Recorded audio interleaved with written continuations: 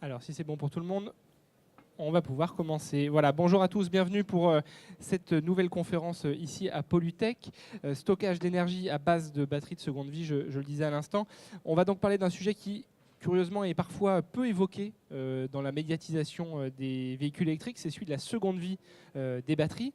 Nous allons découvrir que cette seconde vie, elle existe, et en plus, elle propose également de concevoir des bâtiments économes et connectés. C'est tout ce dont nous allons parler pendant les 45 prochaines minutes, les 40 prochaines minutes, avec trois invités pour traiter de cette thématique. Tout d'abord, Jean-Bernard Serres qui est au milieu. Bonjour Jean-Bernard. Bonjour Baptiste, je m'appelle donc Jean-Bernard Serres, je suis directeur du développement Smart Grid chez Bouygues Énergie et Services. Bienvenue. À vos côtés, David Berkelange, bonjour. Donc David Berkelange du groupe Renault en charge du développement du business de la seconde vie des batteries automobiles. Et enfin Marie-Dominique Bogo, bonjour. Bonjour, et moi je suis intrapreneuse chez Suez et directrice de projet. Et je viens de lancer le projet Batirim. Eh bien nous voilà au complet, les présentations sont faites et on va commencer cette conférence. D'abord peut-être en parlant des enjeux de cette seconde vie des batteries. On va commencer par Bouygues Énergie et Services avec Jean-Bernard. Pourquoi tout simplement ce sujet du stockage d'énergie est devenu aussi majeur et pourquoi vous vous en êtes autant emparé chez Bouygues Énergie et Services? Alors Bouygues Énergie et Services, nous sommes une filiale de Bouygues Construction, nous sommes à peu près 13 000 dans le monde, on fait un chiffre d'affaires de près de 2,4 milliards et on est très intéressé par le sujet de l'énergie, que ce soit pour les quartiers, pour les bâtiments, pour les îles, pour les districts. Parce qu'en tant qu'acteur de la performance énergétique de ces objets, qui sont les quartiers, les bâtiments et autres, on s'intéresse de près à la manière dont consomment, dont produisent ces fameux objets. Et on constate que l'évolution du réseau électrique et des réseaux électriques est un sujet très, très, très sensible, car les réseaux électriques ne sont plus comme avant, je dirais. En quelques mots, quand entre autres on s'intéresse au sujet du véhicule électrique, du déploiement du véhicule électrique, on est confronté à des évolutions du comportement des usagers et donc du comportement de la consommation dans les bâtiments. Quand vous avez par exemple une flotte de véhicules électriques importante qui vient se recharger dans un bâtiment, eh bien, on voit arriver des pointes de consommation très importantes qu'il faut considérer. Je vais vous dire pourquoi il faut les considérer. À l'inverse, quand on déploie des infrastructures qui sont là pour produire de l'énergie électrique sur les villes, dans les quartiers ou dans les bâtiments. Donc renouvelables? Des énergies renouvelables, du solaire, de l'éolien, eh bien on constate que, évidemment, par définition, le renouvelable, c'est aléatoire et donc on est beaucoup moins prédictif qu'on l'était auparavant, puisque quand vous avez des nuages, quand vous n'avez pas de vent, eh bien la production n'est pas la même. Donc face à ces modifications comportementales du réseau électrique, du grid, eh bien, nous devons aussi répondre et résoudre une équation qui est production égale consommation. On doit toujours avoir sur un réseau électrique la production qui est égale à la consommation sur le réseau. Et donc c'est cette notion de smart grid, le réseau électrique intelligent, et qui fait que nous sommes très présents sur ces sujets-là et qu'on s'intéresse de près au stockage d'énergie qui vient régler les problématiques de déséquilibre de ces réseaux électriques et qui par ailleurs permet de proposer différents usages qu'on va voir par la suite de l'exposé. Je n'apprendrai à personne que la mobilité électrique est particulièrement dans le débat public aujourd'hui. Jean-Bernard, ça veut dire que le stockage va l'être également, devenir encore plus important qu'il ne l'est actuellement? Oui, tout à fait. Le stockage devient encore plus important qu'il ne l'est actuellement pour, entre autres, ces sujets de rééquilibre du réseau électrique lié à l'impact des véhicules électriques, mais qui est un vrai impact potentiellement très intéressant, évidemment. Parfait. Je vais évidemment me tourner vers votre voisin de droite, David Berkelange. Alors pourquoi Renault s'intéresse aussi à cette question du stockage d'énergie pour d'autres usages que les véhicules? On vous connaît pour vos véhicules, on est un petit peu surpris de vous découvrir sur ces sujets-là. Alors, ce qu'il faut savoir, c'est que ça y est, le démarrage du véhicule électrique, c'est parti. On aura mis cette fin d'année 2018, Renault, de l'ordre de 180 000 véhicules en circulation, véhicules électriques en circulation en Europe. On est le leader européen de la mobilité électrique. Ces 180 000 voitures qui roulent tous les jours, c'est un parc de stockage d'énergie de l'ordre de 4,8 gigawatts. Donc c'est une quantité d'énergie énorme qui est utilisée aujourd'hui sur nos voitures. Mais certaines de ces batteries, parce qu'on a des voitures qui sont sur la route depuis 2010-2011, donc déjà 7 à 8 ans maintenant, eh bien, commencent à perdre une partie de leur autonomie. on a mis un cap aujourd'hui autour de 70-75% d'autonomie résiduelle où jusque-là, le client roule avec sa voiture et puis quand il arrive à ce seuil-là, il commence à avoir des difficultés à faire sa tournée régulière si c'est un artisan, par exemple, ou à rendre sur son lieu de vacances si c'est un particulier. Donc les contrats de location qu'on a mis en place avec nos clients font que ces clients ils vont revenir vers nous en demandant le changement de leur batterie. Alors 70%, ça ne suffit pas à rouler sur une voiture. Par contre, 70%, c'est encore très très bien pour faire des solutions de stockage stationnaire et c'est encore des capacités très importantes qu'on commence à mettre sur le marché. Donc on est présent sur ce sujet de la seconde vie depuis plusieurs années maintenant, avec tout d'abord des études, des démonstrateurs, des choses comme ça. Et puis là, maintenant, on est rentré dans une deuxième phase, en cette fin 2018. Là, on est maintenant dans la commercialisation. C'est ce qu'on va vous présenter avec l'équipe de Bouygues Energy Service, c'est des solutions qui marchent et qui sont commercialisées. Une question peut-être sur cette notion de première vie, puisqu'on voit que ces batteries ne sont plus assez performantes pour rentrer dans le véhicule, mais elles peuvent aller dans les bâtiments. Une question qui vient d'une personne qui m'est chère, puisqu'il s'agit de ma mère à qui je parlais de cette conférence hier soir au dîner, et qui me demandait, mais alors finalement, quelle est la durée de vie d'une batterie de première vie? Quelle est la durée de sa première vie? Merci. Il faut savoir que c'est très variable. Ça dépend bien sûr de l'usage, des conditions de circulation, du nombre de kilomètres parcourus, du nombre de charges, des conditions de température, du véhicule aussi. Les technos ne sont pas toutes les mêmes sur toutes nos voitures. Ce qu'on peut dire aujourd'hui avec le recul qu'on a maintenant depuis les années 2010-2011, c'est qu'on estime la durée de vie des batteries en première vie de l'ordre de 7 à 10 ans. C'est pour ça qu'on a maintenant quelques... Ouais, vous arrivez au moment où les premières batteries... On arrive au moment où ces premières batteries en usage clientèle reviennent vers nous pour ces sujets de baisse de capacité. Alors, ce qu'il faut savoir, c'est que ce process de la seconde vie, c'est tout un tas d'étapes. Il va d'abord falloir passer par la collecte. On a parlé des clients. Ces batteries ne vont pas revenir toutes seules chez Renault. Il faut aller les chercher, il faut les traiter. Ensuite, on a tout un process de démantèlement du véhicule, c'est-à-dire qu'il faut séparer la batterie et la voiture. On a ensuite des étapes de contrôle, des étapes qualité, c'est-à-dire qu'on ne met pas toutes les batteries du véhicule en seconde vie, on met celles qui sont vraiment les plus adaptées. Très bien. Ça passe donc par tout un tas de process et vérification de chaque vérification, nettoyage aussi, parce que les batteries sur nos voitures, elles sont soumises à l'usage routier de tous les jours. Ça dépend des conducteurs, ça peut-être. Ça dépend des conducteurs, ça dépend des routes aussi. Oui, c'est vrai. Donc voilà, il y a tout ce process finalement qui se met en place pour à un moment donné mettre à dispo ces batteries pour des solutions stationnaires telles qu'on va les voir là. Bon, la transition est toute faite pour vous poser peut-être la question à tous les deux d'ailleurs. Alors Renault et Bouygues, cette alliance pour le stockage d'énergie, qu'est-ce que vous développez ensemble aujourd'hui sur ce sujet? Expliquez-nous tout. Alors, comme on l'exposait, ou plutôt comme on ne l'exposait pas, ce n'est pas si simple. C'est-à-dire que vous ne prenez pas simplement une batterie d'un véhicule électrique usagé, vous la mettez dans le bâtiment, vous branchez. Non. Ça serait trop facile. Ça serait trop facile. Donc, pour déployer cela, et cela, c'est travailler avec des batteries Zoé, travailler avec des batteries Kangoo, travailler avec différents types de batteries, il faut un système électronique qui va convertir le courant continu de ces batteries en courant alternatif. C'est le 220 volts que vous trouvez chez vous. Et ce système électronique, il a fallu le concevoir parce qu'il n'existait pas, évidemment. Donc, il a fallu l'inventer puisqu'on en avait besoin. Donc, on a conçu un système électronique qui s'adapte à différents types de batteries de véhicules électriques Renault. Et ce système électronique, il est déployé par Bouygues Energy Service. Alors, qu'est-ce que l'on fait concrètement quand on a un projet de stockage d'énergie stationnaire dans un bâtiment ou sur une île ou dans un quartier? Avant tout, il faut bien apprécier quel est le comportement de votre quartier ou de votre bâtiment. Donc, on regarde comment consomme votre bâtiment, quels sont les pics, quels sont les tarifs. On regarde ce qu'il produit aussi, c'est-à-dire que vous pouvez voir, comme on le disait tout à l'heure, du solaire, de la géothermie, toute une série de dispositifs pour produire de l'énergie dans votre bâtiment. Et ensuite, on va se dire, compte tenu de vos profils de consommation, de vos profils de production et de consommation, on se dit que le stockage a une réelle vertu pour écrêter la pointe, pour faire de l'autoconsommation, pour stabiliser le réseau. Et donc, on va dimensionner le stockage et donc l'onduleur, ces fameux appareils électroniques qui permettent de convertir le continu en alternatif, pour déployer les services et apporter les usages aux utilisateurs finaux. Les utilisateurs finaux qui sont des gestionnaires de bâtiments, qui sont des fournisseurs d'énergie, qui sont des promoteurs, donc différents types d'acteurs en fonction des usages. Donc en fonction des usages, on aura des systèmes peut-être différents.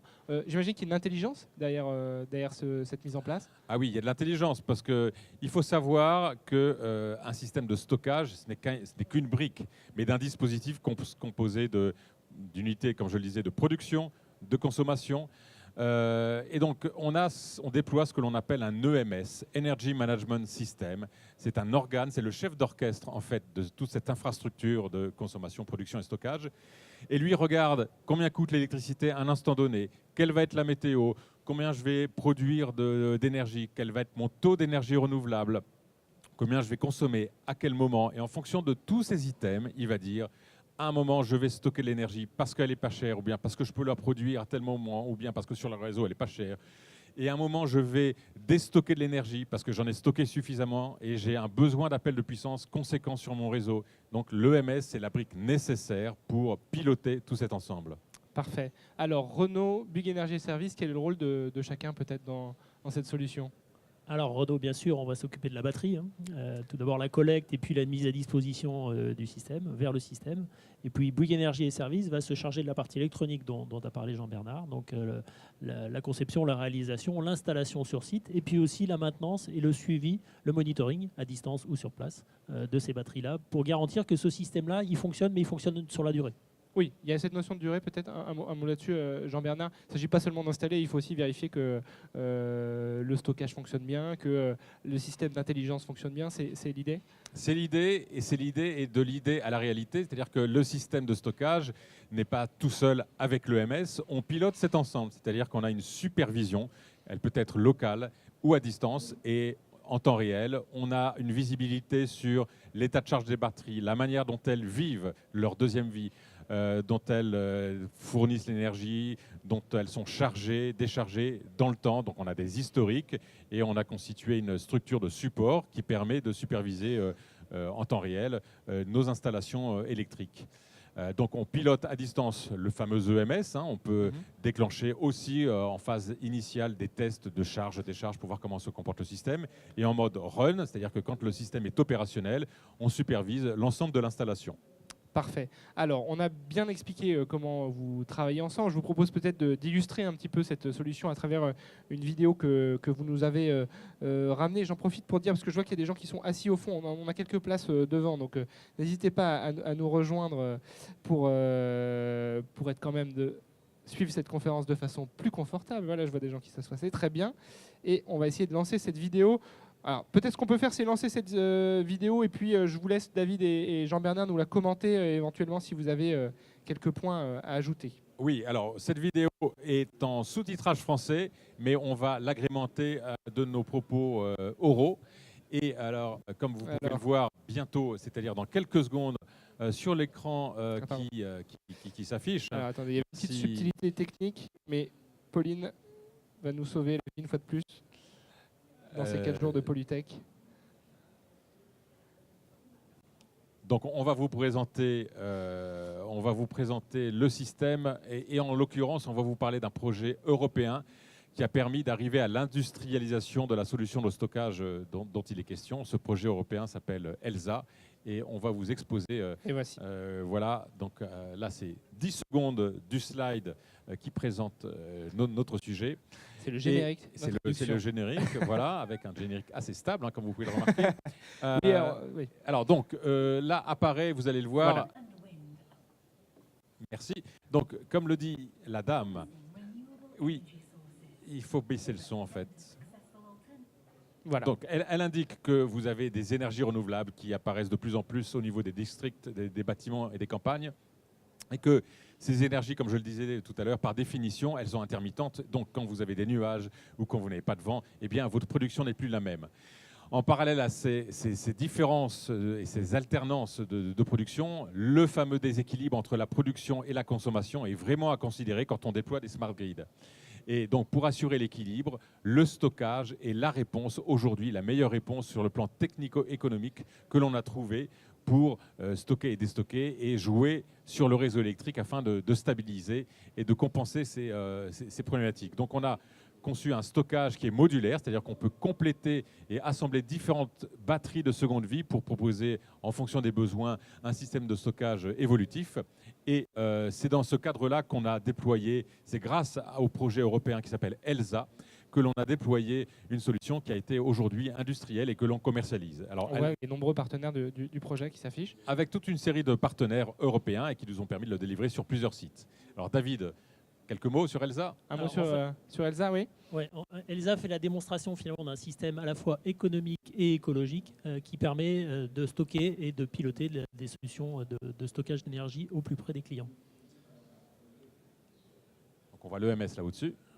Voilà. Alors là, on prend l'exemple du quartier. C'est un bon exemple, le Alors, quartier? c'est un bon exemple, le quartier. Effectivement, les quartiers ou les bâtiments commerciaux, on va pouvoir augmenter le degré d'autoconsommation, c'est-à-dire le fait de consommer en local ce qu'on a produit en local et ne pas renvoyer vers le réseau ou perdre l'énergie.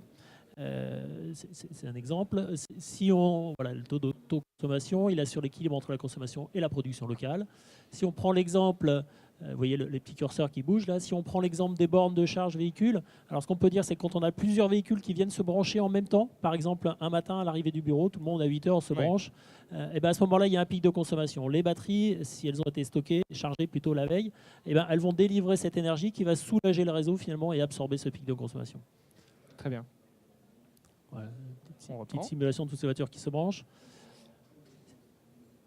Alors, un mot sur Alors, le au rôle niveau, pour le distributeur d'énergie, voilà, au peut-être. niveau du distributeur d'énergie, on va pouvoir réguler la fréquence et la tension du réseau. Là, on le voit aussi quand on a des pics de courant, mais qu'on a aussi des solutions, comme on l'a dit tout à l'heure avec Jean-Bernard, d'énergie renouvelable qui ont des taux de production assez variables avec un nuage qui passe, avec le vent. Finalement, les batteries, elles vont pouvoir permettre de lisser tout ça et d'amortir ces accidents finalement sur le réseau en termes de fréquence en particulier. Alors, Parlons des sites. Alors, et juste avant de parler des sites, sachez qu'on a une petite maquette qui expose dans le détail les différents cas d'usage que vient d'exposer David tout à l'heure, que ce soit l'autoconsommation, le peak shaving, les heures creuses, heures pleines aussi, parce qu'il y a des optimisations dans le temps, mais dans le temps par rapport aux tarifs horaires que vous pouvez avoir avec vos fournisseurs d'énergie. Donc, on peut l'exposer aussi tout à l'heure. Sur le stand Big, où il se passe aussi beaucoup de choses, donc c'est l'occasion de se rendre sur le stand Big. Exactement. Alors, Donc, un mot sur les sites. Donc les sites, on a déployé 6 sites en Europe, enfin 6 expérimentations dans 4 pays en Europe, donc Italie, Angleterre, Allemagne et France, pour, comme je vous le disais, tester la solution qui aujourd'hui est industrielle. Donc on a différents types de sites avec différents types de scénarios que l'on a expérimentés. Et vous voyez ici les noms de ces sites. Les avantages ? Alors, les avantages de la réutilisation des batteries. Alors, tout d'abord, travailler avec une batterie de seconde vie par rapport à une batterie de première vie, c'est écologique. C'est-à-dire qu'on va utiliser plus longtemps cette solution. On va essayer d'aller tirer les pourcentages de capacité résiduelle de cette batterie plus loin que les 70% d'automobiles, on va dire. Et du coup, on va réduire l'empreinte carbone sur la durée sur ces batteries-là. Ça évite la production d'une nouvelle batterie, finalement. Second avantage. Alors, voilà, le second avantage, on y vient juste après, c'est le coût. Donc l'empreinte carbone réduite, voilà. C'est le coût. Finalement, ces batteries de seconde vie, elles ont déjà été amorties pour une grosse partie dans l'usage première vie. C'est-à-dire qu'on va pouvoir les présenter vers les solutions deuxième vie à un coût bien inférieur à celui de la première vie. Donc, dans l'équilibre global de la solution de stockage, la deuxième vie est une solution économique. Parfait. Nous arrivons au troisième avantage. Alors, le troisième avantage, c'est que ces batteries elles ont été conçues pour résister à un usage automobile. Un usage très sévère. Il y a des vibrations, il y a des pics de température, il fait chaud, il fait froid, il y a des problèmes de corrosion. Nos batteries, elles sont implantées sous véhicule et elles ont été conçues pour résister à tout ça. Et elles ont résisté à tout ça dans leur première vie. Et du coup, elles vont rentrer dans la deuxième vie dans une phase beaucoup plus tranquille, entre guillemets. On va les mettre dans un bâtiment. Elles sont plus relaxes. Ouais, elles sont plus relaxes. C'est presque une pré-retraite pour elles. C'est-à-dire qu'elles vont être dans des températures... Une pré-retraite active, parce qu'elles ont encore un rôle à jouer. Elles vont être dans des bâtiments dont la température va être beaucoup plus facile à gérer. Elles vont être soumises à des cycles qui ne sont pas du tout le cycle d'un usage client. J'accélère, je freine, je fais ce que je veux finalement avec ma voiture. Et puis on va pouvoir du coup, grâce à ça, les utiliser sur la durée et les emmener vraiment jusqu'au bout. Et enfin, quatrième avantage, si cela démarre. Alors le quatrième avantage, voilà, donc on voit la voiture, en fait elle a été faite pour résister cette batterie à des chocs, y compris très violents. Donc en stationnaire, elle n'aura bien sûr pas tout ça, quoi. Et donc le stockage, il est modulaire. Alors, le stockage, il est modulaire, c'est-à-dire que ces batteries, on va pouvoir les additionner les unes avec les autres pour arriver à coller exactement aux besoins du client en termes de capacité de stockage. Il faut une batterie, 2 batteries, 5, 10 batteries. Finalement, nos systèmes, ils s'adaptent aux besoins. Voilà, on voit la démultiplication des batteries en fonction des besoins. Voilà. Un mot sur cette date de 2019 ? Oui, et juste pour prolonger ce que disait David, le système à base, la première batterie Une batterie représente 12 kWh, pour ceux qui veulent quelques important. chiffres, 12 kWh de capacité. Et ensuite, le système est modulaire, donc 12, 24, 36, 48, etc. 60, 72, 96. Et puis ensuite, donc on va jusqu'à un système, une armoire électrique qui va gérer jusqu'à 96 kWh. Et ensuite, on peut à nouveau enchaîner ces 96 pour en faire 192, enfin X fois 96, et donc délivrer une solution modulaire. Et donc, merci Baptiste, comme le présente ce slide, on vous l'indiquait tout à l'heure, la solution a été testée, validée, éprouvée sur plein de cas d'usage dans différents pays, et on a fini la phase d'industrialisation, et là aujourd'hui, elle est commercialisée depuis septembre 2018, et on va vous présenter, je crois, 2 sujets. Exactement.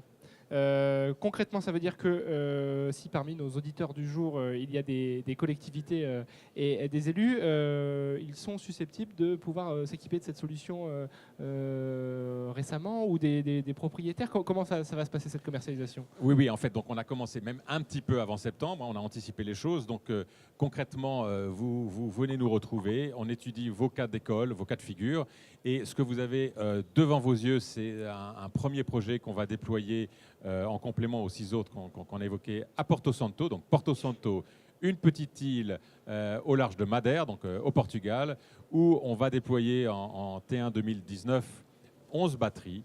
Alors il y a 3 phases dans ce projet. Première phase, en bas à gauche du slide, vous voyez ce qu'on appelle du smart charging. Donc smart charging, c'est-à-dire qu'on va déployer avec Renault, enfin Renault va amener 20 Zoé, 20 véhicules électriques Zoé, et on va déployer une solution qui va permettre de gérer dans le temps et en puissance la recharge des véhicules électriques. Ça, c'est la première phase. Deuxième phase, c'est ce qu'on appelle du véhicule to grid. Là, les véhicules électriques ne bougent pas. On vient se brancher dessus et on récupère l'énergie de ces véhicules électriques, donc sans toucher à la batterie, pour proposer des services énergétiques. Véhicule to grid, une expérimentation, une innovation en pleine croissance chez Renault. Et puis le troisième sujet, c'est le cœur de notre débat de ce jour, c'est le stockage d'énergie. Donc à base de batteries de seconde vie, on va déployer 11 batteries de seconde vie dans 2 postes de transformation de électricité de Madère, qui est l'énergéticien local, c'est l'EDF local, mais Madère, c'est Porto Santo, une toute petite île qui fait 32 km de long, donc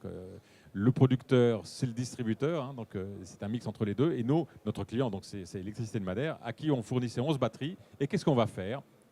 Eh bien, comme vous le voyez sur ce schéma, il y a des éoliennes, il y a des panneaux solaires, mais dès l'instant, il ne fait pas toujours beau à Madère. Il y a des jours où il y a un nuage qui passe. Quelques jours dans l'année, le mardi. Il y a moins de vent, de temps en temps. Et parfois, il y a moins de vent.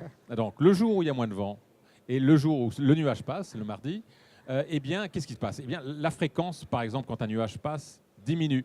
Donc, le 50 Hz va passer à 49,5, 49, et puis il va remonter. Donc, la fréquence est instable. Et puis, quand vous allez avoir une forte flotte de véhicules électriques, comme l'indiquait David, qui, par exemple, à 9 h du matin, va venir se charger, eh bien, la tension va diminuer. Puis ensuite, elle va rehausser. Donc ça, c'est pas bon. Des fluctuations sur un réseau électrique, c'est jamais bon. Le stockage, c'est une alternative qui permet, grâce à l'électronique de puissance et grâce à la capacité des batteries, eh bien, de réguler cette tension et de réguler cette fréquence. Et puis, on va aussi stocker le surplus d'énergie, parce qu'il y a des jours où on ne va pas consommer tout ce que l'on produit avec ces éoliennes et ces panneaux solaires. Donc c'est aussi une autre manière de produire l'énergie pour plus tard. C'est un exemple très complet qui montre ce qu'on peut faire avec cette technologie finalement, cet exemple de Exactement. Porto Santo. On multiplie les cas d'usage sur ce cas d'école. L'idée, c'est vraiment un écosystème, c'est-à-dire Oui. qu'autour du véhicule électrique, on va avoir des applications véhicules, mais aussi des applications stationnaires pour, encore une fois, travailler sur l'équilibre énergétique de l'île et renforcer tout ça. Très bien. Nous étions au Portugal avec cet exemple de Porto Santo. On va peut-être revenir en France avec une autre île. Alors, la douceur de vivre est peut-être un petit peu différente, mais on l'apprécie également. C'est Belle-Île, c'est ça? Voilà, c'est Belle-Île-en-Mer. Alors là, on est en Bretagne, on n'est plus au Portugal. Je vais aller chercher le slide et je vous laisse Tu nous présenter emmènes à pendant ce Belle-Île.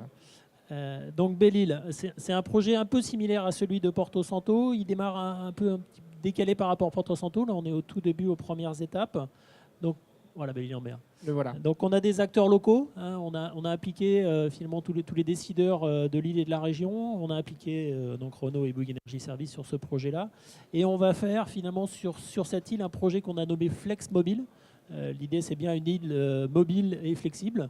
Et donc c'est un programme innovant autour de la transition énergétique de l'île. Alors il y a 4 piliers principaux que vous voyez sur l'écran aux 4 coins là. Donc le premier, c'est l'arrivée massive de véhicules électriques complémentaires pour les résidents, mais aussi pour les vacanciers qui viennent par période estivale en particulier, gonfler de manière extraordinaire le nombre d'habitants sur l'île. Donc on va avoir des véhicules qui seront partagés en usage très libre finalement pour ces petites distances à l'intérieur de l'île. On va mettre en place aussi la recharge intelligente, c'est-à-dire qu'on va charger au bon moment pour pas trop tirer sur les systèmes et les réseaux et pas non plus charger l'électricité chère quand elle est chère. On va augmenter la production solaire. Vous voyez des petits points jaunes un petit peu partout qui poussent sur l'île. Il y a déjà du solaire, mais on va vraiment passer à une autre échelle. Et puis enfin, et c'est le cœur de notre sujet aujourd'hui, on va amener des batteries de seconde vie pour faire du stockage. Parfait, Alors, on voit les petits points verts sur la carte. Voilà, les petits points verts que vous voyez ici sur la carte. Alors, c'est un projet avec une durée sur 24 mois qui démarre vraiment. On travaille sur ce projet-là en dehors des périodes estivales. C'est-à-dire que l'idée, ce n'est pas de perturber les vacanciers et les professionnels sur place pendant la période estivale, mais les périodes creuses de l'année, on est sur place pour finalement mettre en route tout ça. Donc ça passe par la rénovation aussi de bâtiments, ça passe par l'infrastructure qu'il faut installer, par tout ça, et avec des premiers lots de livraison dès l'été prochain et puis encore l'été prochain. Très bien. Un complément sur ce projet de Belle-Île, peut-être, Jean-Bernard? Oui, le premier site, ça va être le site VVF, donc Village Vacances de France, et non pas WWF, comme certains portent des pulls ici présents. Sur le site du VVF, qu'est-ce qui se passe? Il y a une vieille chaudière qui consomme énormément de diesel. L'idée, c'est de remplacer cette chaudière par des convecteurs. Alors, c'est vrai que les convecteurs, c'est pas complètement l'avenir, mais pour que ce soit pas trop mieux. C'est déjà mieux. Mais pour éviter d'avoir des pics de consommation, eh bien, on va stocker de l'énergie locale produite en solaire sur l'île pour réduire l'empreinte carbone de l'île. Voilà. Et surtout diminuer les flux de diesel. Au-delà de nous faire voyager, ces deux exemples, ils nous montrent que cette technologie elle est vraiment très concrète et elle est prête pour les territoires ou pour les acteurs qui voudraient s'en emparer. C'est un peu le message que vous nous délivrez aujourd'hui. C'est exactement le message. En fait, les acteurs qui nous rencontrent aujourd'hui, alors on rencontre des îles. J'ai rencontré hier l'île de la Réunion qui était intéressée par le sujet, mais on travaille beaucoup avec des acteurs du tertiaire, que ce soit dans le domaine du secteur public, du secteur privé. On est en relation avec des acteurs, des syndicats d'énergie, des écoles, des grandes surfaces qui ont des surfaces solaires aussi très importantes. Donc tout type d'acteurs globalement. Parfait. On va peut-être passer à la dernière partie de cette conférence. J'invite vraiment tous les gens qui sont debout à venir vous installer. Il y a quelques places devant. Vous serez, ce sera plus confortable pour suivre nos échanges. Dernière partie, on va peut-être se projeter un peu dans l'avenir, réfléchir un petit peu à la suite. Et c'est vrai qu'on a beaucoup parlé de la seconde vie, on n'a pas parlé de la dernière vie, de la fin de vie. Et c'est pour ça qu'on a convié Marie-Dominique Bogo ce matin. Alors, c'est vrai qu'on a parlé de la seconde vie avec vos voisins. Il y a ensuite la fin de vie, c'est-à-dire une fois que les batteries ne sont vraiment plus utilisables. Peut-être quels sont les besoins requis pour provoquer cette fin de vie et que cette fin de vie fonctionne. Expliquez-nous. Alors, comment vous travaillez? Sur les besoins requis, en fait, cette filière, elle est toute nouvelle, hein, et on est au démarrage de cette filière, et donc la fin de vie, elle va se mettre en place au fur et à mesure. Mais il y a des besoins requis, et c'est une filière qui, on ne va pas s'autoproclamer recycleur et collecteur de ce type de produits très facilement, parce qu'il y a effectivement des besoins requis. D'abord, il faut que ça soit une filière demain qui soit économiquement à la fois fiable et viable. Et pour ça, ça ne peut se faire qu'avec le couplage des 3 R, c'est-à-dire 1, le réemploi, 2, la réutilisation et 3, le recyclage. On sait, avec l'expérience qu'on a acquis avec les équipes de Renault, puisqu'on n'est pas à notre première opération sur la déconstruction, on fait de la déconstruction automobile depuis maintenant près de 15 ans, on fait de la déconstruction des avions chez Suez, et ce qui fait qu'on connaît ces expériences. Vous avez une expérience sur Tout à fait. Et donc, on sait que la filière de fin de vie n'est économiquement viable que si on travaille sur la partie du réemploi. Et donc, je suis vraiment ravie de voir que la filière du réemploi et de la réutilisation est en route. Deuxième chose qui sera importante, c'est l'importance du volume. Et on voit que là, on est parti sur quelque chose qui va grossir. Et là aussi, c'est bien parti. Mais il ne faut surtout pas oublier qu'il faut des compétences et des expertises qui sont très importantes pour pouvoir travailler ce sujet. Et la première, eh bien, ça va être au niveau de la manipulation et de la collecte. Parce qu'on a parlé tout à l'heure de la collecte. La première chose, déjà, pour aller sur le réemploi, il va falloir pouvoir tester les batteries pour voir celles qui vont pouvoir aller tout de suite sur une seconde vie et avoir une pré-retraite. Et puis, il y en aura d'autres qui devront aller forcément en fin de vie. Donc, il faut avoir toute une organisation qui se met en place de proximité. Pour gérer ce flux de pour batterie. gérer le flux de batterie et qui vont pouvoir être testés pour pouvoir aller sur la pré-retraite ou sur la fin de vie. Donc, il va y avoir des formations à mettre en place sur le testing. Alors, il s'avère qu'on a cette chance d'avoir déjà mis en route la déconstruction automobile. Et cette déconstruction automobile nous permet d'avoir une société qui s'appelle Indra et Resource Engineering qui nous permet de former du personnel pour pouvoir faire ce travail-là. Ensuite, il va y avoir une organisation très importante, comme je le disais, au niveau de la collecte et du pré-traitement. Parce que là, il va falloir mettre en place des centres de regroupement, des centres de pré-traitement. Aujourd'hui, pour traiter ces batteries, il faut les traiter avec des outils qui sont soit en pyrométallurgie ou en hydrométallurgie. Et avant d'aller les emmener à ces endroits-là, il va falloir commencer par un pré-traitement et un pré-démantèlement. Il y a différentes étapes. Exactement, il y a différentes étapes. Et là, dans ce pré-démantèlement, eh bien, nous allons organiser le démantèlement des plastiques que compose la batterie, un certain nombre de métaux non ferreux. Il y a beaucoup de cuivre dans ce type de batterie, etc. Et donc là, on va réaliser ce pré-démantèlement sur ces centres de regroupement et de pré-démantèlement. Donc, il y a un besoin transverse qui est important dans cette filière, c'est un besoin de sécurité. Parce que ce sont des produits qui sont aujourd'hui qui partent avec une collecte spécifique, comme les déchets dangereux quand c'est en fin de vie.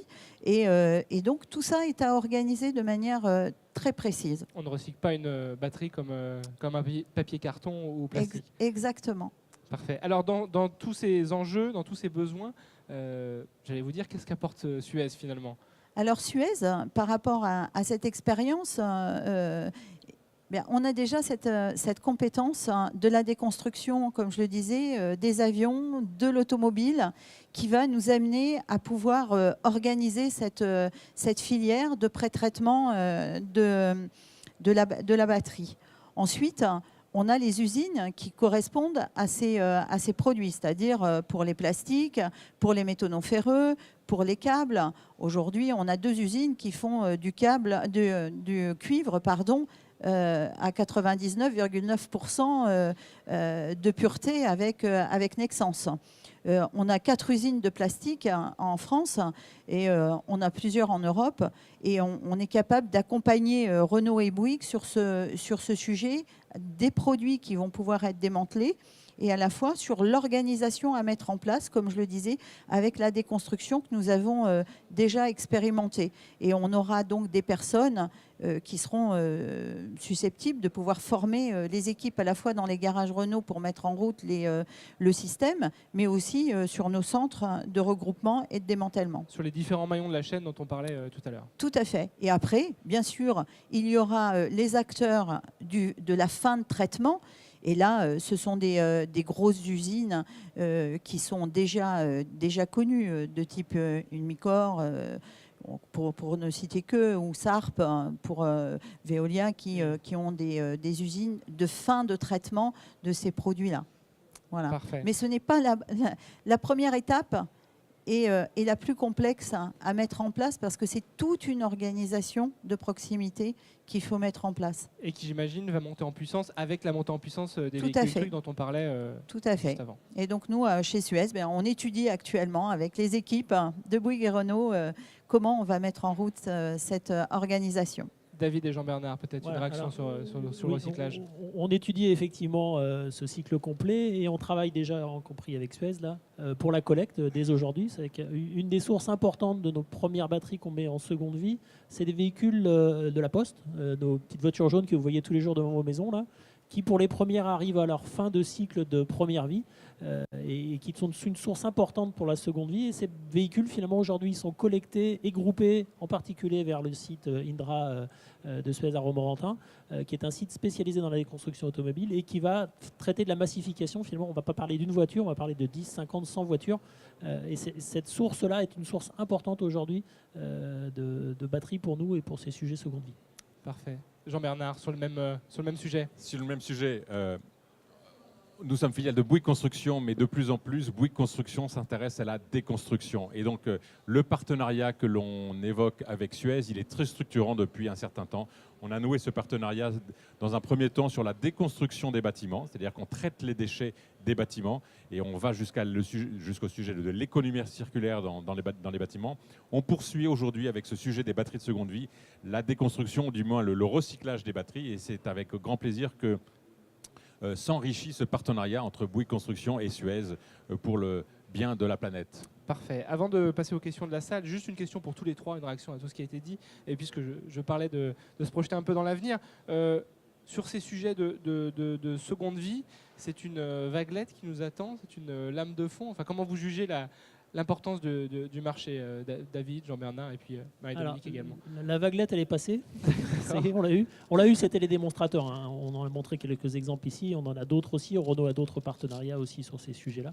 La lame de fond, elle arrive effectivement. Elle arrive avec les volumes. C'est-à-dire que vous voyez les volumes en circulation aujourd'hui de nos véhicules électriques, avec l'accélération poussée par les pouvoirs publics, mais aussi poussée par la démocratisation finalement à la baisse des prix des véhicules électriques.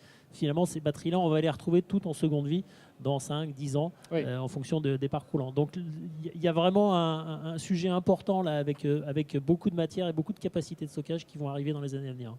Parfait. Jean-Bernard, votre prévision? Donc effectivement, adieu la vaguelette, bonjour, je ne vais pas dire le tsunami, mais je vous ai parlé des bâtiments, je vous ai parlé des îles. On a beaucoup de sujets avec Colas. Vous avez vu, Colas était sur le stand de Bouygues, donc notre filiale de Bouygues. On a des sujets sur l'autonomie énergétique de la route qui est solaire, la route qui est éclairée aujourd'hui. Et on va commencer à intégrer nos solutions de stockage, alors en seconde vie ou en première vie, parce qu'en fonction des cas d'usage, les deux peuvent être intéressants, pour faire des routes solaires éclairées autonomes. Donc ça aussi, c'est un sujet en plein développement, en plein boom. Et ça veut dire que vos interlocuteurs sont matures sur ces sujets? Tout à fait. Vous le ressentez? Ah oui, on ressent qu'il y a une vraie maturité. Et ces sujets d'appréciation du comportement énergétique des objets, que ce soit les bâtiments à nouveau ou les routes, en l'occurrence, qui est un nouvel objet énergétique, fait en sorte qu'on se rend compte que les gens ont vraiment des bons réflexes et au bon niveau pour parler de tout cela. Parfait. Marie-Dominique, sur le même thème. Sur le même thème, donc là, on estime donc en 2017 à peu près à 1 million de véhicules électriques qui ont été vendus dans le monde. On estime que en 2030, ce sera plus de 20 millions. On estime que la batterie a un cycle de vie à peu près de 7-8 ans, si je ne me trompe pas. Donc, on se dit que les premières batteries arrivent sur le marché et que ce sera exponentiel jusqu'à 2040. Voilà. Parfait. Donc, on s'organise pour cela. Allez, il nous reste quelques minutes pour d'éventuelles questions de la salle. Je ne sais pas si certains d'entre vous ont des questions. Il y a ce poncif que la première est toujours la plus difficile. Eh bien, nous avons une première question. Je vous amène un micro. Voilà, je vous laisse vous présenter également. Bonjour, André Bontemps, je suis chercheur associé à l'Université Paris-Diderot. Plus fort, pardon. Sur le menton. Oui, et j'avais une question de néophyte, qui est que il y a du lithium, d'accord. Donc le lithium présente un certain nombre de dangers. Comment est-il traité d'une part, et est-il recyclé d'autre part? Alors une question sur le lithium, comment est-il traité et est-il recyclé? Aujourd'hui, c'est traité dans des usines qui sont spécifiques pour ça. C'est pour ça que j'ai cité Unicor. Pour l'instant, on n'en est qu'à des poignées de traitement, puisqu'on est au démarrage. Mais les usines qui sont en train de se construire, évidemment, sont en train de s'organiser pour traiter ces nouveaux produits. Et ce que je veux dire, c'est que ce que je disais tout à l'heure, c'est que ça ne peut pas être, on ne peut pas s'autoproclamer recycleur dans ce genre de produit. Ça ne peut être que des très gros investissements. Et actuellement, c'est ce que font les gros acteurs de l'hydrométallurgie et de la pyrométallurgie, sont en train de mettre de très très gros investissements pour se préparer à ce traitement-là, très clairement. David, un Pour complément peut-être sur compléter, cette ce que je question. peux dire, c'est que ces technologies lithium-ion, elles étaient présentes dans d'autres applications avant l'automobile, en quantité très importante. On a tous des téléphones portables, on a tous des jouets qui ont de l'électronique et du lithium-ion. Donc il y avait beaucoup de toutes petites batteries à recycler. Maintenant, avec l'automobile, on passe dans un autre univers finalement. Quelques milliers d'unités encore les années qui viennent maintenant vers le recyclage, mais avec des poids de batterie de 200-300 kg. Donc on a moins de nombre de batteries, mais par contre des quantités de matière un peu différentes, finalement, ou très différentes. Et finalement, ces industriels qui étaient spécialisés de ces technologies lithium-ion, ils voient arriver ce volume supplémentaire et ils se préparent à ça, finalement. Donc on a, avec un certain nombre d'acteurs majeurs, transmis des batteries, ils ont fait des cycles de recyclage, ils ont chiffré ça, ils ont travaillé tout ça, et ils attendent avec impatience l'arrivée de ces volumes-là eux aussi. Juste un petit complément, une batterie de véhicule électrique, on l'a vu, là, ça fait 250 kg, ça mesure 1,20 m sur 60 cm. C'est pas que du lithium, hein. Il y a beaucoup de métal. Vous avez vu, hein. Donc il y a de l'alu, il y a du cuivre, C'est important de le rappeler, il y a un petit peu de lithium, mais il y a beaucoup d'autres choses qui sont recyclables. qu'on sait recycler. Voilà, il y a une question Ce sur le cobalt. sont ces acteurs de fin de traitement qui récupèrent tous ces produits. Parfait. Est-ce qu'on a une autre question juste devant et on en aura une autre derrière? Pour ceux qui souhaitent s'asseoir, il y a des places devant. N'hésitez vraiment pas, c'est plus confortable. On vous écoute. Je laisse vous présenter également, s'il vous plaît. Olivier Descamps, je suis journaliste. Vous avez beaucoup parlé des enjeux techniques et économiques pour développer les batteries de seconde vie. Visiblement, vous avez bien avancé.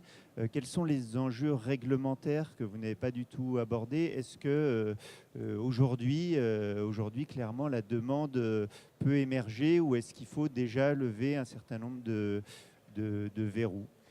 Alors, nous travaillons avec l'Europe justement sur ce sujet, car il existe des verrous aujourd'hui. Un premier verrou, par exemple, c'est le fait qu'une batterie de seconde vie est considérée comme un déchet. Or, comme on l'a vu, on va faire un réemploi de la batterie. Ce n'est pas un déchet. On modifie l'utilisation de la batterie. C'est un premier verrou. Le fait que ce soit un déchet, c'est complexe. Pourquoi? Parce qu'en termes de législation, de transport, de sécurisation, on ne peut pas faire n'importe quoi. Alors, aussi étrange que ça puisse paraître, quand vous roulez dans une Zoé, vous roulez avec une grosse batterie au lithium-ion sous votre véhicule. Mais par contre, quand vous prenez une batterie de Zoé et que vous voulez la transporter d'un point A à un point B, c'est bien plus complexe que si vous l'aviez sous votre propre véhicule. Et donc, avec l'Europe, on travaille sur différents items pour lever toutes les barrières législatives aujourd'hui, pour lever tous les freins, dans le cadre d'un programme qui s'appelle l'Innovation Deal, donc qui est piloté par la Commission européenne, donc avec Renault, Bouygues, avec un autre acteur qui s'appelle Lomboxnet, donc qui vise à diminuer et proposer de nouveaux décrets pour faciliter le développement de ces technologies à base de batteries de seconde vie. Est-ce que ça répond à votre question? David, peut-être un complément et après on aura une question juste derrière. Je vous laisse prendre le micro. David, Oui, en sur la même complément question. de ces activités finalement avec la Commission européenne, on travaille aussi avec l'État français à travers le Conseil national de l'industrie, où on a aussi monté un groupe de travail là, qui tourne depuis plusieurs mois avec des acteurs de la fabrication des batteries, des constructeurs automobiles, Renault, Peugeot bien sûr pour la France, des recycleurs et puis aussi des universitaires et des chercheurs pour, autour de ce sujet de la seconde vie, aussi travailler finalement quelle pourrait être l'excellence française autour de ces sujets-là et quel levier et quel support on va demander à l'État français. Donc le CNI, c'est une entité menée par l'État qui nous a amenés sur ce dossier-là. Donc la réglementation se met en place. Alors il y a une question juste derrière et après on en aura une sur la gauche Oui, et malheureusement bonjour. on devra terminer parce qu'on est déjà dans les arrêts de jeu de cette conférence. Très bien, ça va On être vous rapide. écoute. Éric Lecointe de l'ADEME, je suis en charge de la problématique véhicule en usage au sein de l'agence. Ma question s'adresse à Monsieur Berkelange. Est-ce que la vie du véhicule s'arrête avec la vie de la batterie? Aujourd'hui, un véhicule thermique a une durée de vie moyenne de 20 ans. Est-ce que le véhicule électrique s'arrêtera au bout de 8 ans? Non, alors absolument pas. Le principe là qu'on a mis en place en commercialisant les premiers véhicules, qui était un principe de location de la batterie pour le client, l'idée c'était bien que quand cette première batterie d'origine de la voiture aurait perdu une partie d'autonomie, on la retirerait et on mettrait une deuxième batterie.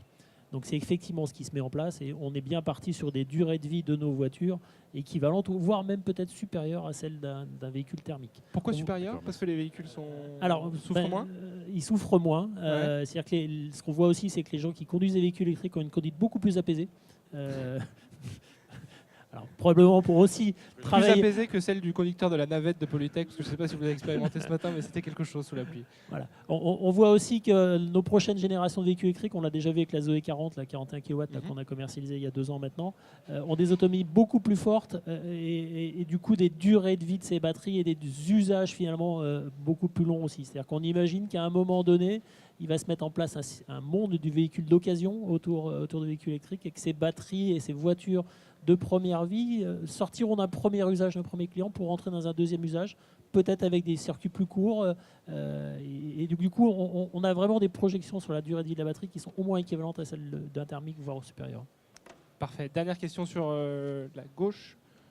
Je vous laisse vous passer le micro. Merci beaucoup. Je vous laisse vous présenter et poser votre question. Bonjour, Amaury Pachurka, consultant en environnement.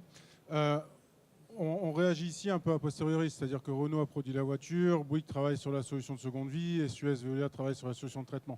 Est-ce que aujourd'hui, chez Renault, dès le départ, il y a maintenant un mouvement d'anticipation de cette chaîne entendu? Est-ce que, par exemple, la future Zoé sera déjà conçue dans le sens où on prend en compte la seconde vie et la troisième vie de la batterie dès la conception du véhicule? Alors, nos équipes d'ingénieurs de développement, chez Renault, mais aussi chez Nissan, on fait tous ces projets-là avec eux, ont bien sûr en tête ces sujets-là. C'est-à-dire que dans l'écosystème complet du véhicule électrique, la seconde vie fait partie. C'est-à-dire que toute cette prolongation de vie est intégrée et vraiment un maillon important de l'équation économique finalement d'un programme véhicule électrique, par exemple. Le fait de dire à 7 ans ou à 8 ans, cette batterie, elle ne va pas aller au recyclage, mais on va pouvoir la valoriser et continuer à l'utiliser dans un système stationnaire, c'est quelque chose de très important dans l'équation économique. Donc bien sûr que tous les acteurs sont sur le sujet. Marie-Dominique. Oui. Et pour compléter, c'est que s'ils ne faisaient pas ça, je pense que le coût du traitement de la fin de vie est très élevé. Ce serait aller à la perte du système. Donc je pense qu'aujourd'hui, ça ne peut être qu'une question totalement économique que de se dire qu'on a une première vie, un réemploi. On le voit sur l'ensemble de tout ce qui se passe aujourd'hui. Il faut tout de suite travailler sur le réemploi et la réutilisation des objets qu'on a entre les mains. On ne peut plus penser en se disant, voilà, un produit, ça devient un déchet. Un produit, ça devient une ressource. Et c'est ça qui est important. Et c'est pour ça que chez Suez, nous, on a développé cette notion de la ressource. On ne parle plus en déchets, on parle en ressources. Parfait. Alors, il y a une dernière question sur la droite. On n'est plus dans les arrêts de jeu, les prolongations. Je vous promets, il n'y aura pas de tir au but. On vous écoute juste pour la dernière question. Donc, bonjour, je suis Xavier Bénard, je suis formateur technique dans l'automobile. J'aurais voulu savoir, parce qu'on parlait beaucoup du réemploi de la batterie, une seconde vie, mais est-ce que chez Renault, il a été mis en place une solution pour faire durer plus longtemps la batterie, par exemple en changeant les cellules qui sont à l'intérieur, uniquement celles qui sont défectueuses, plutôt que de remettre toute la batterie complète en réemploi? Bien sûr, nos batteries, c'est pas Kleenex. Elles ont bien une durée de vie qu'on va prolonger, y compris sur la voiture. Donc, on a mis en place à l'intérieur de nos batteries des BMS, des calculateurs qui vont équilibrer toutes ces cellules et tous ces modules pour les emmener le plus loin possible. Malgré tout, si on a une défaillance dans le cours de vie, ce qui peut toujours arriver avec tous les produits manufacturés, on a mis en place des ateliers de réparation spécialisés. D'abord centralisé en France, d'abord un premier point unique qu'on a ouvert en 2011, et puis maintenant on est en train d'en déployer partout, on en a une quinzaine aujourd'hui, qui vont le plus possible finalement du client et de l'utilisateur, être capable de maintenir cette première vie des batteries le plus longtemps possible aussi. Là, encore une fois, on est dans l'économique aussi, c'est-à-dire qu'une batterie, ça reste un produit très cher, et recycler une batterie simplement parce qu'elle a une cellule ou un module défaillant, c'est complètement pas imaginable, quoi. Parfait. Jean-Bernard, très rapidement. Très rapidement, il existe aujourd'hui, vous savez que l'hydrogène est en train de prendre forme dans différents pays. Il existe aujourd'hui des solutions qui consistent à prolonger la vie des batteries en couplant à ces batteries lithium-ion des modules hydrogène. Alors c'est en démarrage, mais alors je ne sais pas si Renault est en train de réfléchir à la solution, mais c'est tout frais. C'est encore un autre moyen de prolonger déjà encore la première vie des batteries. Voilà qui nous promet d'autres conférences dans les prochaines éditions de Polytech. Voilà, on va boucler cette conférence. Je vous avais promis en introduction qu'on apprendrait plein de choses. Je crois que ça a été le cas. Je vais remercier David. David, Jean-Bernard et Marie-Dominique pour leurs interventions très claires. Une fois de plus, je vous incite à venir passer une tête sur le stand Bouygues cet après-midi. Il y a beaucoup de choses qui s'y passent et notamment des démonstrations de ces technologies-là. Et je vous souhaite une excellente dernière journée ici à Polytech. Bonne journée à tous. Merci à tous. Au revoir.